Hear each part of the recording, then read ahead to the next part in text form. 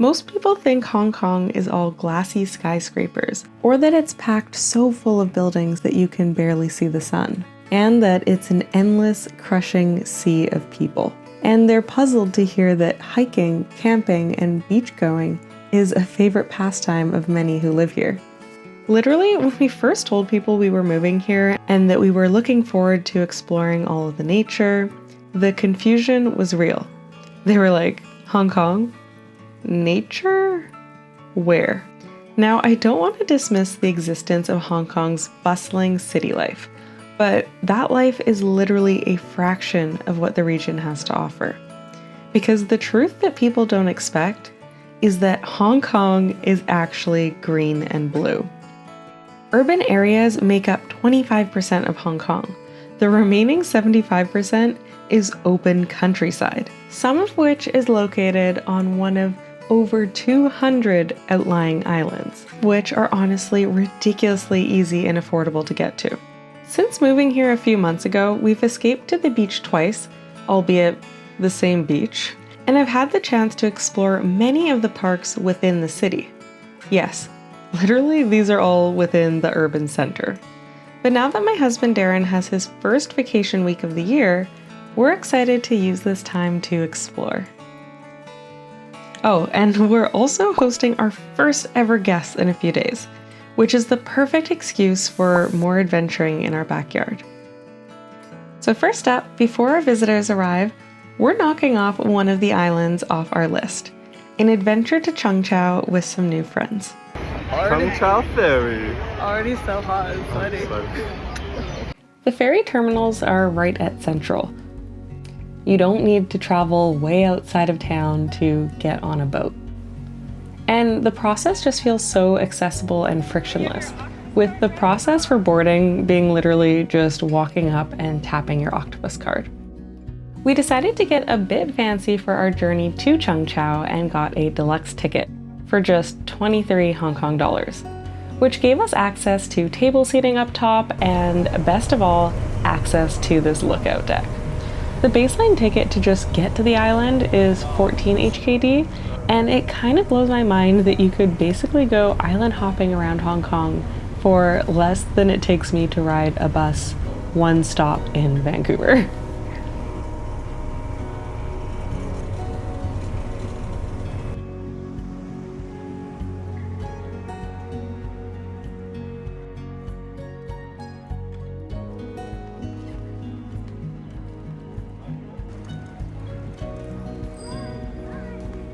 Good deal. $6 for an hour, Canadian. We are biking along the water to hopefully end up at a cave. And as I get to sit leisurely while Darren does the hard work, I can't get over how different this feels from Hong Kong Island. How fast should I go? Not too fast. Not too fast. Being surrounded by fishing boats and bikes as the primary mode of transportation and this open sky, it feels like we're in a whole other world. Gotta slow her down. But even though it's different, this is still very much Hong Kong, with people living, growing up, and going to school here. And a lot of people here actually even commute daily into the city for work. It makes me think about how back home people move out to the suburbs to get a taste of quieter life, whereas here you could move to one of the islands.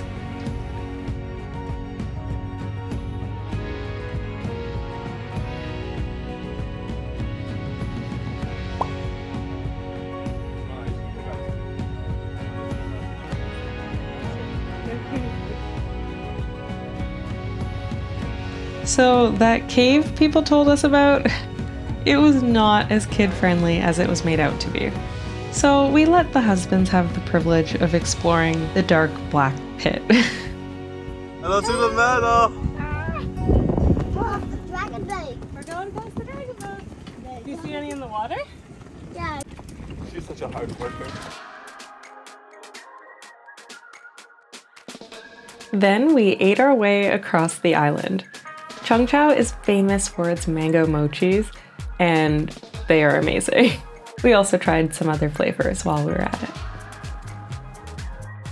And it's also famous for its giant fish balls. 10 out of 10.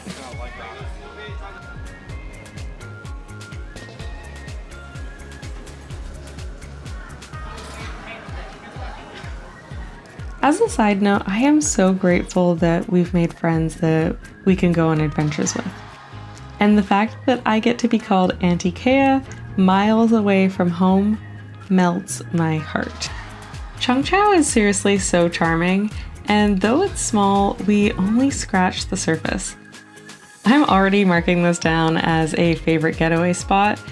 I can't wait to come back for the seafood, more time spent at the beach, and exploring many of the hiking paths.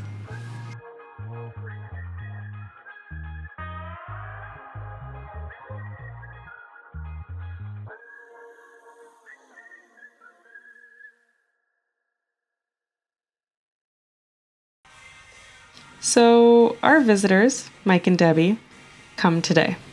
And as always, we're setting things up last minute. We bought this pull-out couch specifically with guests in mind, and the plan to move it into my office whenever anybody came to stay with us. But we have a problem. It doesn't fit.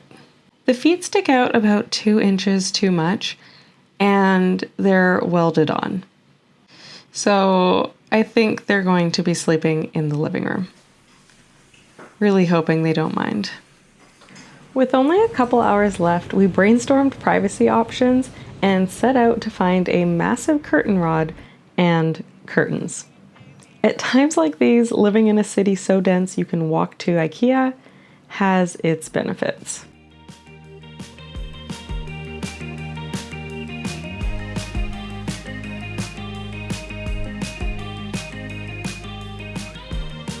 While we've noticed a lot of people visit Hong Kong without a single piece of natural beauty on their itinerary, Debbie and Mike knew what's up.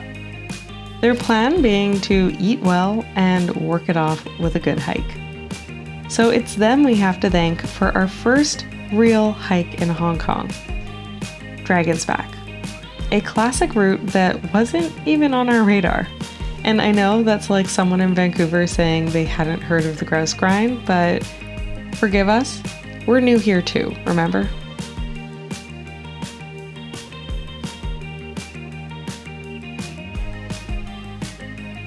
It's funny, we were never hiking people back home, despite our province literally being a hiking destination for people around the world. And yet here we are, 15 minutes into this hike, talking about how we have to get out every weekend.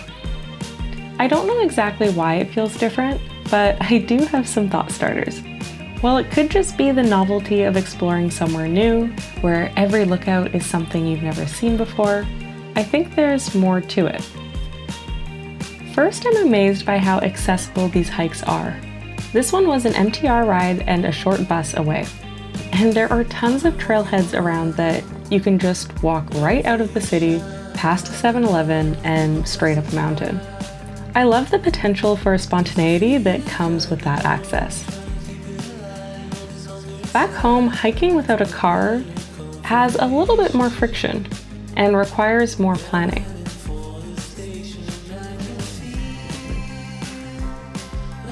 Similarly, because you are so close to the city, you have cell service throughout the entire journey.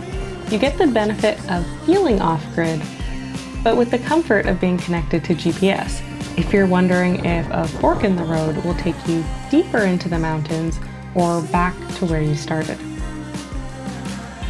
And speaking of forks in the road, at this point the sun was coming out and we've been hiking for 2 hours.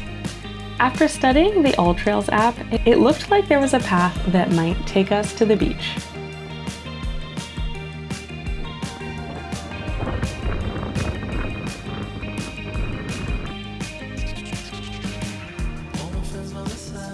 But as we continued, something told us it wasn't a path that was particularly well traveled. That's where we came from. That's where we go.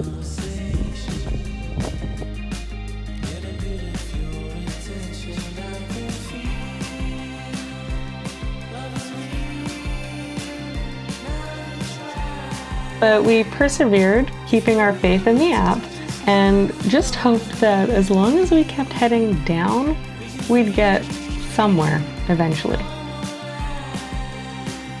And then we ended up on the side of a highway, taking turns checking for cars and keeping an eye out for a minibus, when finally a cab found us and brought us to Sheko Beach. And what a beautiful sight this is.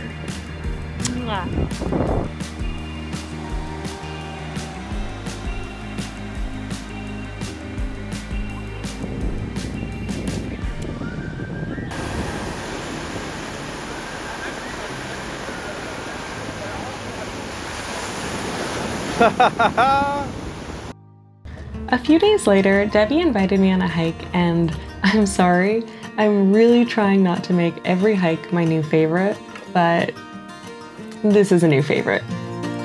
From Quarry Bay straight across the island to Repulse Bay. Variety on this hike is just wild. It began just 5 minutes from the Quarry Bay MTR station, and at first it took us straight up a concrete slope that is honestly not for the weak. Or at least not for somebody like me who hasn't worked out in about a year. But it was really cool to slowly hear the city noises turn into rustling leaves.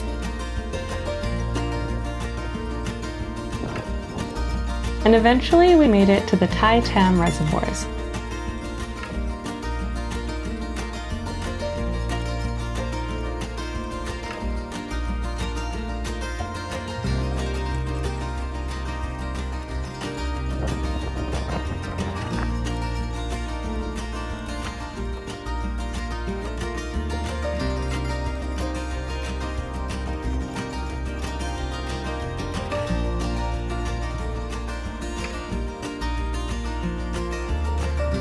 I had no idea these beautiful structures existed in Hong Kong.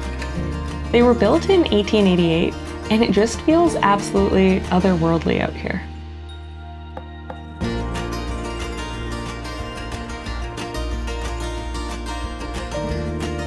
It really got me thinking about how much there is to see around Hong Kong that has nothing to do with fast-paced living. Hong Kong can be a place that offers peace and quiet, and I can't wait to see what other hidden gems are right in our backyard. And just like that, we're back in the city. Truly the best of both worlds.